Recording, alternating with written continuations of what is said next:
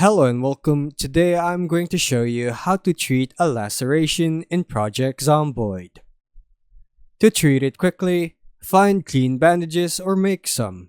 You can loot bandages or adhesive bandages from medical cabinets, first aid kits, or pharmacies, or rip clothes into strips to create makeshift bandage material.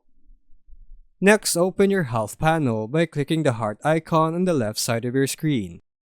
You'll see your lacerated body part listed with bleeding. Right-click the wound text and choose bandage with the best available bandage you have. This will stop the bleeding and begin the healing process. Better bandages like sterilized bandages or sterilized rags last longer and reduce infection risk. As time passes, keep an eye on the bandage. It will become dirty, which lowers its effectiveness and raises infection risk. Remove the dirty bandage and replace it with a fresh one as needed.